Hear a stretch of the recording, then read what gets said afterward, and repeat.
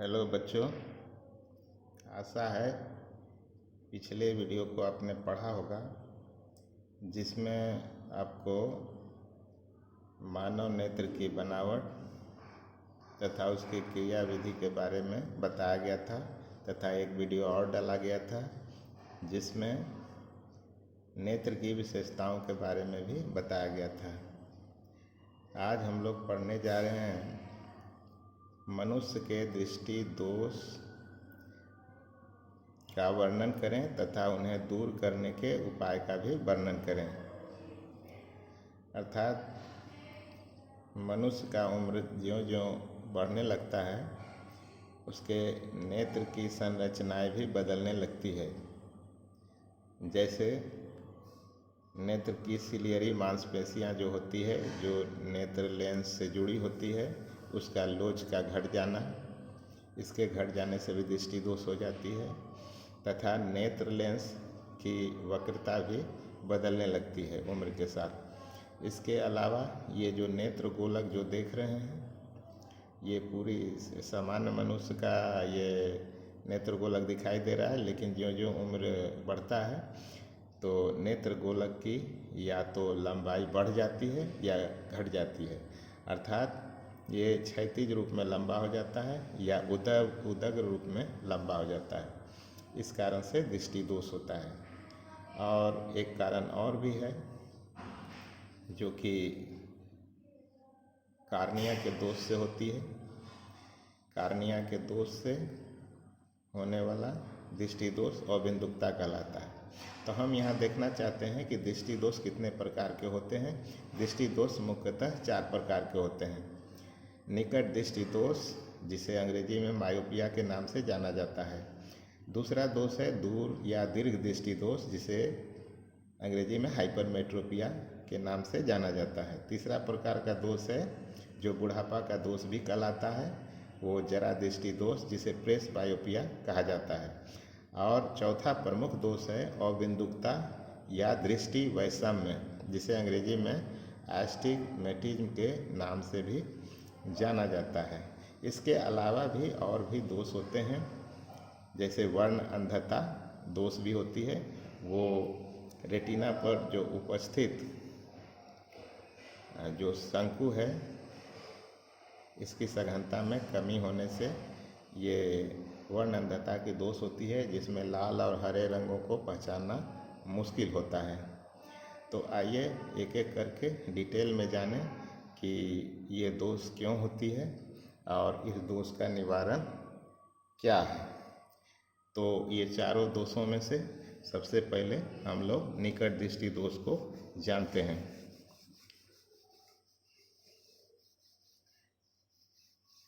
तो निकट दृष्टि दोष 2 कारण से होता है। निकट दृष्टि दोष के कारण क्या क्या हो सकते हैं। पहला कारण है कि नेत्र लेंस की वक्रता बढ़ जाना, ये पहला कारण है। तो ये नेत्र लेंस जो है, इसकी वक्रता बढ़ जाती है, अर्थात नेत्र लेंस जो है मोटा हो जाता है, जिसके कारण इसकी फोकस दूरी कम हो जाती है। और फोकस दूरी कम हो जाने की वजह से ये काफ़ी दूरी पर स्थित वस्तु का प्रतिबिंब नेत्र लेंस के निकट में ही बनाने लगता है। इसीलिए इस दोष का नाम निकट दृष्टि दोष है। तो एक कारण तो हुआ कि नेत्र लेंस की वक्रता बढ़ जाती है। दूसरा कारण है कि ये रेटिना जो है वही पीछे हट जाती है, अर्थात जो नेत्र गोलक है उसकी क्षैतिज लंबाई बढ़ जाती है। तो नेत्र गोलक के क्षैतिज लंबाई के बढ़ जाने के कारण ये दोष होता है। तो ये 2 कारण से ये निकट दृष्टि दोष होता है। अब इसमें जाने कि ये दोष किस प्रकार से होता है, इसको फिगर के मदद से हम लोग जानने का कोशिश करते हैं। तो आइए देखते हैं। तो जैसे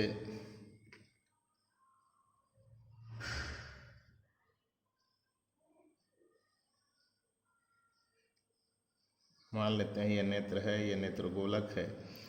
तो निकट दृष्टि दोष में निकट की वस्तु स्पष्ट रूप से दिखाई देती है।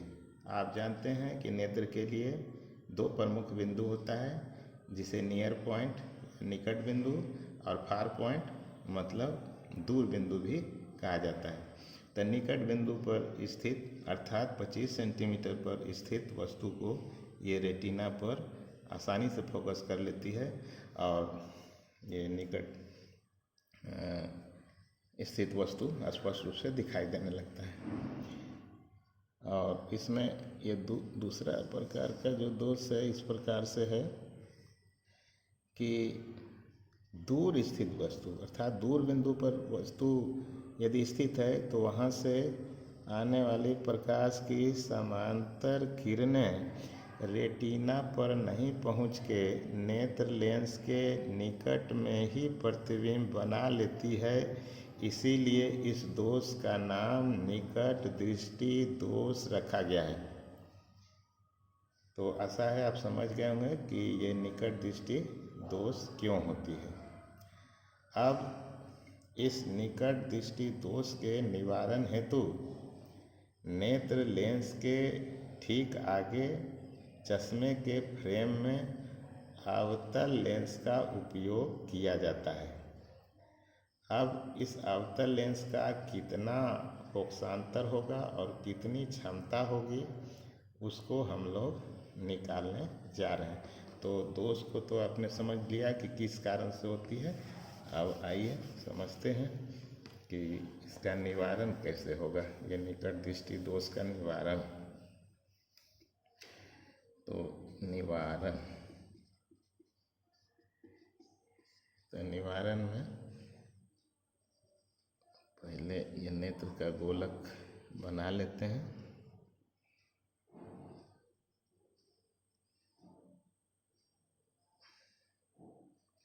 आपको मालूम है कि दूर स्थित वस्तु का प्रतिबिंब रेटिना पर नहीं बनता है, इसलिए यहाँ पर एक अवतल लेंस लगा दिया जाता है।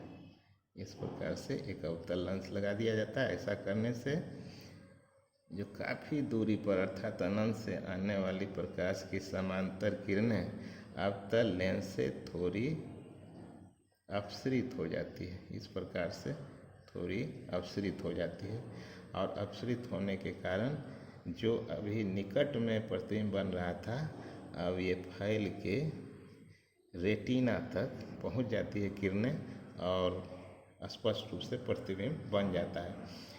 नेत्र को सीधे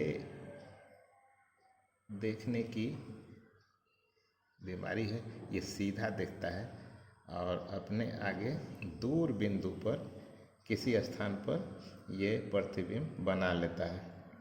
तो इस प्रकार से आप देख रहे हैं कि अनंत पर स्थित वस्तु कहाँ रखा है, तो वस्तु दूरी आपका क्या है, वस्तु दूरी को U से सूचित करते हैं और ये अनंत पर है। आप चाहे तो माइनस भी लगा सकते हैं इसमें। और प्रतिबिंब मान लेते हैं कि नेत्र से कितनी दूरी पर बनी है, तो ये प्रतिबिंब जो है नेत्र से D दूरी पर यहाँ पर बना है। तो यहाँ पर प्रतिबिंब दूरी V बराबर ये -D हो गया। तो अब हम लोग जानना चाहेंगे कि जो अवतल लेंस हम लोगों ने चश्मे के फ्रेम में लगाया है उसका फोकसांतर क्या होगा। तो फोकस दूरी मान लेते हैं कि लेंस की फोकस दूरी ये कितनी है, तो F है। अतः अब लेंस सूत्र का इस्तेमाल करेंगे। तो लेंस सूत्र से 1/f बराबर 1/v माइनस 1/u इस प्रकार से लिखेंगे हम लोग। अब यहाँ पर देखिए कि 1/f और v मेरा कितना है, तो v है -d, तो 1/, क्या लिखेंगे, -d, और उसके बाद है माइनस, तो -1/u, u क्या है, अनंत है। तो इस प्रकार से देखते हैं कि अनंत से भाग देने पर ये कोई भी राशि शून्य हो जाती है। तो इस प्रकार से यहाँ पर माइनस माइनस प्लस भी कर दें तो ये अनंत ही हो जाएगी, तो ये पूरी तरह शून्य हो गया है। और 1/f और 1/d को यदि पलट दिया जाए तो a बराबर क्या हो जाएगा, -d हो जाएगी। इस प्रकार फोकस दूरी के लिए ये सूत्र प्राप्त हो चुका है। मान लीजिए यदि फोकस दूरी सेंटीमीटर में निकलता है तो आप इसमें 100 से भाग देकर इसे मीटर में बदल सकते हैं। तो यदि फोकस दूरी मीटर में हो तो लेंस की शक्ति, लेंस की क्षमता जिसे कहते हैं, क्षमता जिसका सूत्र P बराबर 1/f होता है, तो ये 1/-d हो जाएगा। इस प्रकार से ये जो है डायोप्टर में निकलेगा। ये डायोप्टर में आपका ये नेत्र लेंस की क्षमता, सॉरी, ये चश्मे में लगने वाले अवतल लेंस की क्षमता यहाँ पर निकल जाएगी। तो यहाँ पर फोकस दूरी के लिए नेत्र लेंस के फोकस दूरी, नेत्र लेंस के आगे लगने वाला जो चश्मे में लेंस है अवतल लेंस, उसकी फोकस दूरी के लिए सूत्र है, और ये चश्मे में लगने वाली अवतल लेंस के क्षमता के लिए सूत्र है। यहाँ पर एक चीज़ देखने वाली बात है कि फोकस दूरी यहाँ पर निगेटिव आ रही है, और आप जानते हैं फोकस दूरी निगेटिव किस लेंस का आता है, तो अवतल लेंस का आता है। इसीलिए ऑब्जेक्टिव क्वेश्चन में भी पूछता है कि निकट दृष्टि दोष के निवारण हेतु कौन से लेंस का इस्तेमाल किया जाता है, तो हम लोग कहते हैं कि अवतल लेंस का उपयोग चश्मे के फ्रेम में किया जाता है। तो इस प्रकार से हम लोगों ने जान लिया है कि निकट दृष्टि दोष किस कारण से होता है, और इसका निवारण हेतु चश्मे में लगने वाला जो लेंस है उसकी फोकस दूरी और उसकी क्षमता क्या होती है। तो आगे आइए अब दूसरा दोष को देखते हैं। तो पहले दोष को हम लोग यहाँ पर इसके डिटेल्स को मिटा देते हैं।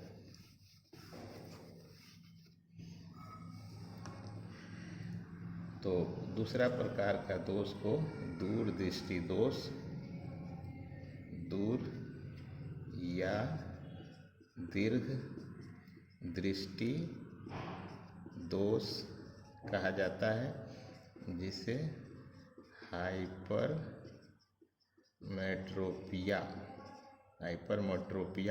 अंग्रेजी में कहा जाता है। तो सबसे पहले हम लोग कारण जानेंगे कि इसका कारण क्या क्या है।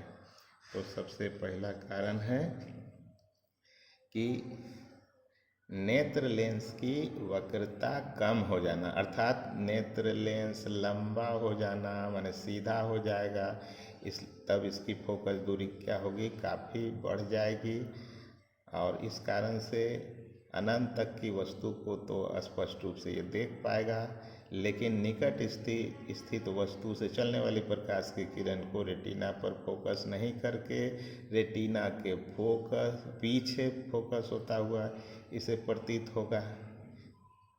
तो नेत्र लेंस से प्रतिबिंब का दूर बनना, पीछे बनना ही इसका जो है ये नाम देता है, अर्थात इसीलिए इसका नाम क्या है, दूरदृष्टि दोष है। तो यहाँ पर लिखेंगे पहला ए नंबर में कारण को कि नेत्र लेंस की वक्रता कम हो जाना, नेत्र लेंस की वक्रता कम हो जाना। दूसरा कारण है कि नेत्र गोलक की क्षैतिज लंबाई का घट जाना, नेत्र गोलक की क्षैतिज लंबाई घट जाना। तो ये दो कारण से ये दोष होता है।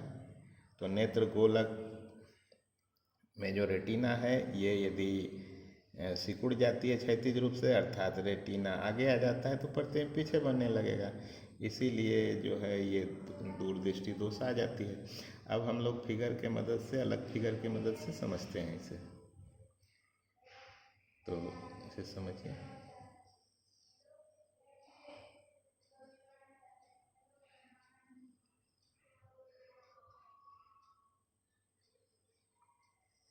ये नेत्रक्ष हो गया, नियर बिंदु हो गई, यह फार बिंदु हो गया। अब अनंत से आने वाली, अनंत पर यदि वस्तु स्थित है तो अनंत से आने वाली प्रकाश की जो समांतर किरणें हैं वो नेत्र के रेटिना पर स्पष्ट रूप से फोकस हो जाती है, इसमें तो कोई दिक्कत नहीं है। लेकिन देखिए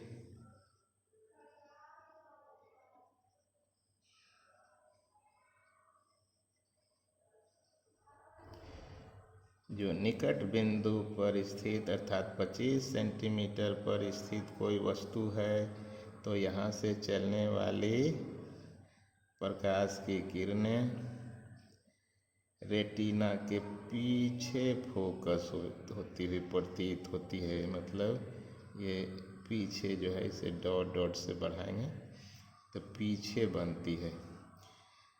तो हम लोग यहाँ पर जान गए हैं कि दूर दृष्टि दोष में दूर की वस्तु नेत्र द्वारा स्पष्ट रूप से देखी जा सकती है, लेकिन निकट स्थित वस्तु को स्पष्ट रूप से देखा नहीं जा सकता है, क्योंकि निकट स्थित वस्तु का अंतिम प्रतिबिंब रेटिना के पीछे अर्थात नेत्र लेंस से दूर बन जाता है, इसीलिए इस दोष को दूरदृष्टि दोष भी कहा जाता है। अब आइए इसके निवारण हेतु चश्मे में कौन सा लेंस लगाया जाता है उसके बारे में हम लोग जानें। तो निवारण, जैसा कि हम लोगों ने अभी देखा कि दूर स्थित वस्तु का प्रतिबिंब स्पष्ट रूप से बनता है, लेकिन निकट स्थित वस्तु का प्रतिबिंब स्पष्ट रूप से नहीं बन पाता है, तो ये नियर पॉइंट हो गया। अब यहाँ से प्रकाश चलेगी और चश्मे में लगा हुआ एक उत्तल लेंस होगा, तो उत्तल लेंस को आगे यहाँ पर चश्मा वाला लेंस को बना देते हैं और लेंस के ये जो प्रधान अक्ष है इससे चलने वाली प्रकाश की किरण तो सीधे निकल जाएगी, लेकिन और भी दो किरण यहाँ पर हम लोग लेते हैं और देखते हैं इसका क्या होता है। तो ये किरण जो है इस प्रकार से हम लोगों ने लिया और इस किरण को ये थोड़ा सा क्या करता है, थोड़ा सा मोड़ देता है, इस किरण को थोड़ा सा मोड़ेगा। तो आइए देखते हैं, थोड़ा नेत्र लेंस को भी बड़ा कर देते हैं। तो ये क्या करता है, थोड़ा सा मोड़ता है, जाना तो सीधे था लेकिन ये क्या करता है, थोड़ा सा इस प्रकार से मोड़ देता है, थोड़ा सा मोड़ देता है। अब नेत्र को तो बीमारी है सीधा देखने का, अब इस सीध में ये नेत्र इसी वस्तु को, जो यहाँ पर वस्तु है, इसके प्रतिबिंब को दूर स्थित किसी बिंदु पर देखता है। तो मान लिया कि ये नेत्र से d दूरी पर ये देख पाता है, तो आप देखते हैं कि वस्तु कहाँ था, तो नियर पॉइंट पर, मतलब स्पर्श दृष्टि की न्यूनतम दूरी पर। तो ये दूरी आप जान रहे हैं कि 25 सेंटीमीटर होगा। u बराबर 25 सेंटीमीटर को बड़ी d द्वारा सूचित किया जाता है, तो u बराबर क्या हो गया, -d हो गया। तो आइए देखते हैं नीचे इसका फोकस दूरी कैसे निकालेंगे। तो यहाँ पर वस्तु की दूरी u बराबर क्या हो गया, -d, और प्रतिबिंब की दूरी v बराबर हो गया -d, क्योंकि नेत्र लेंस से बाएं तरफ जो भी दूरी लेंगे सब नेगेटिव होगा, ये हम बाएं लेना है। और फोकस दूरी, किसकी फोकस दूरी, तो लेंस जो लगा है चश्मे में, तो लेंस की फोकस दूरी को हम लोग एफ मान लेते हैं। तो लेंस की फोकस दूरी एफ हो गई। अब हम लोग लेंस सूत्र का इस्तेमाल करेंगे। तो आगे ये देखते हैं। लेंस सूत्र से, लेंस सूत्र आपको पता है 1/f बराबर 1/v माइनस 1/u। तो 1/v की जगह क्या रखेंगे, -d, माइनस 1/u, तो ये भी -d। तो आप देख रहे हैं -1/d हो गया, माइनस माइनस प्लस 1/d हो गया। तो 1/f बराबर, आप चाहें तो प्लस वाले 1/d को आगे लिख सकते हैं, -1/d हो गया। इस प्रकार से लघुत्तम हो जाएगा d इंटू छोटी d। अब लघुत्तम के हिसाब से यहाँ पर छोटी d हो जाएगा और यहाँ पर बड़ी d हो जाएगा। और इसको पलट दीजिए तो फोकस दूरी f बराबर d इंटू d बटे d माइनस d हो जाएगी। तो ये फोकस दूरी के लिए अभिष्ट व्यंजक हम लोगों ने निकाल लिया है। अभी आप देखिए ये सारे पद, जैसे बड़ी डी छोटी डी, ये सब प्रकाश के चिन्ह परिपाटी के अनुसार यहाँ मान रखा गया है। तो जब माइनस सब मान रख दिया गया है तो ये सब बचा हुआ पद जो है सिर्फ परिमाण है। अब इस परिमाण के हिसाब से आप देख सकते हैं कि बड़ी डी ये बड़ा दूरी है और छोटी डी बड़ा दूरी है और बड़ी डी छोटी दूरी है। तो यहाँ पर लिखेंगे, अर्थात जो छोटी डी है ये ग्रेटर देन क्या है, बड़ी डी है। तो इस हिसाब से आप देख रहे हैं कि d माइनस डी, ये d माइनस डी का मान ऑलवेज पॉजिटिव होगा। इसीलिए ये जो फोकस दूरी है ये निश्चित तौर पर क्या होगा, पॉजिटिव होगा। और आप जानते हैं कि पॉजिटिव फोकस दूरी कौन से लेंस की होती है, तो उत्तल लेंस की होती है। इसीलिए दूरदृष्टि दोष के निवारण हेतु उत्तल लेंस का उपयोग किया जाता है। अब इसमें हम लोग देखें कि इसका क्षमता क्या होगा।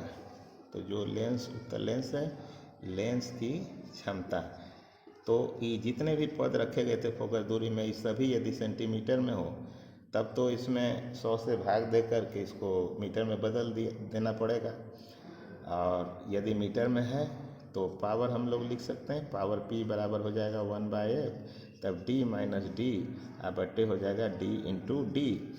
इस प्रकार से लेंस की क्षमता के लिए अभिष्ट व्यंजक प्राप्त हो जाता है। तो आशा है आप लोग दूरदृष्टि दोष समझ पाए होंगे। इसके बाद का जो दोष है वो जरा दृष्टि दोष है। तो आइए उसको भी देखते हैं। अब अगला दोष जो तीसरा है वो है जरा दृष्टि दोष। ये जरा दृष्टि दोष को प्रेस बायोपिया के नाम से जानते हैं। और इसका कारण क्या है, तो इसका कारण है बुढ़ापा। बुढ़ापे में सिलियरी मांसपेशियों की लोच घट जाती है। इसलिए ये लेंस की फोकस दूरी ऐसी हो जाती है कि ये न तो निकट की वस्तु को स्पष्ट रूप से देख सकता है और न अनंत की वस्तु को स्पष्ट रूप से देख सकता है। अर्थात इसको मजाक में कह सकते हैं कि न तो ये नेत्र न घर का न घाट का रहता है। ऐसी स्थिति में निकट की वस्तु और दूर की वस्तु को स्पष्ट रूप से देखने के लिए एक विशेष प्रकार का चश्मा का उपयोग किया जाता है, जो चश्मा को आपने देखा भी होगा। इस प्रकार से बूढ़े लोगों को चश्मा में देखा होगा आपने कि यहाँ पर जो है ये चश्मा में 2 लेंस लगा रहता है, एक नीचे वाला और एक लेंस ऊपर वाला भी रहता है। इस प्रकार से आप चाहें तो एक और लेंस बना के देख सकते हैं और भी अच्छा लगेगा देखने में, इस प्रकार से, ठीक ना। तो ये नीचे वाला जो लेंस है और ऊपर वाला लेंस है, दोनों अलग अलग दृष्टि दोष का निवारण करता है। तो नीचे वाला लेंस निकट देखने का काम में लाया जाता है और ऊपर वाले दूर देखने के काम में लाया जाता है। तो अर्थात नीचे वाला लेंस निकट देखने के लिए उपयोग किया जाता है। इसका मतलब है कि बिना लेंस का उसे नज़दीक की वस्तु नहीं दिखाई दे रही है, उसे केवल दूर की दिखाई दे रही है। इसीलिए ये दूर दृष्टि दोष या दीर्घ दृष्टि दोष के लिए नीचे वाला उपयोग होता है। और इसका ठीक उल्टा ये निकट दृष्टि दोष के लिए ऊपर वाला लेंस का उपयोग किया जाता है। और इस पूरे दोनों लेंसों को मिला के इसे बाईफोकल लेंस भी कहा जाता है। हिंदी में द्विफोक्सी लेंस कहा जाता है। और ऊपर और नीचे वाले दोनों लेंसों की फोकस दूरी, जैसा कि हमने अभी थोड़ा देर पहले बताया था कि नीचे वाला जो लेंस है दीर्घ दृष्टि दोष के लिए ये उत्तल लेंस होगा और निकट दृष्टि दोष ऊपर वाला अवतल होगा। ये अवतल होगा और नीचे वाला क्या होगा, ये उत्तल लेंस होगा। दोनों की फोकस दूरी जो पहले 1 और 2 दोष में बताया गया था उसी अनुसार से निर्धारित की जाती है। अब आइए देखते हैं चौथा दोष। चौथा प्रकार का जो दोष है वो है अबिंदुकता। अबिंदुकता का दोष, जिसे दृष्टि वैषम्य भी कहा जाता है। दृष्टि वैषम्य, अंग्रेजी में इसको एस्टिग्मेटिज्म के नाम से भी जाना जाता है। तो आइए समझते हैं कि ये दोष क्यों होती है। तो ये दोष तो भाई जन्मजात होता है। ये दोष कार्निया की वक्रता में दोष के कारण ये दोष होती है। होता क्या है, कोई मनुष्य जब पैदा होता है तो उसके कार्निया दबी चपी होती है। और हम जानते हैं कि कॉर्निया भी एक लेंस के तरह ही व्यवहार करता है। और कार्निया और ये जो नेत्र लेंस है दोनों यदि समाक्षीय रूप से स्थित होती है तब तो किसी वस्तु को स्पष्ट रूप से देखा जा सकता है। लेकिन यदि कॉर्निया की वक्रता बदल जाती है तो इसका एक अलग अक्ष होता है। जो कॉर्निया है वो अलग लेंस की तरह व्यवहार करेगा और इसका एक अलग अक्ष हो जाता है। यही कारण है कि नेत्र के आगे यदि कोई बिंदु है तो यहाँ से चलने वाली प्रकाश का प्रतिबिंब दोनों अक्ष अलग अलग बनाना चाहता है। तो इस प्रकार से बिंदु जो है वो ऊर्ध्वाधर लकीर की तरह दिखेगा। तो इस प्रकार का जो दोष है उसे दृष्टि वैषम्य या अबिंदुकता के नाम से जानते हैं। अ माने नहीं, बिंदु माने बिंदु, कता माने सकता, बिंदु नहीं देख सकता, मतलब अबिंदुकता का दोष इसमें आ जाता है। अब इस दोष के निवारण हेतु नेत्र के आगे चश्मे के फ्रेम में बेलनाकार लेंस का उपयोग किया जाता है। तो लेंस कैसा होना चाहिए निवारण हेतु? बेलनाकार लेंस। अब आपके मन में प्रश्न होगा कि यदि अबिंदुकता दोष वाला मनुष्य यदि बूढ़ा होने लगा है और उसे निकट दृष्टि दोष और दूर दृष्टि दोष भी आने लगा है तब वो कैसा लेंस लगाएगा? तो तब वो जो लेंस है वो दूसरे प्रकार का लगाएगा। उसमें बेलनाकार भी लेंस होगा और इसके साथ साथ में गोलीय लेंस जैसे उत्तल या अवतल लेंस भी लगाएगा। उसको गोलीय बेलनाकार लेंस कहा जाता है। तो इस प्रकार से हमें आशा है कि आपने दृष्टि दोष को पूरी तरह से समझ लिया होगा। यदि अब भी कोई दिक्कत हो तो वीडियो को कमेंट्स करें और कुछ जानना हो तो फ़ोन कर उसे पूछ भी सकते हैं। धन्यवाद।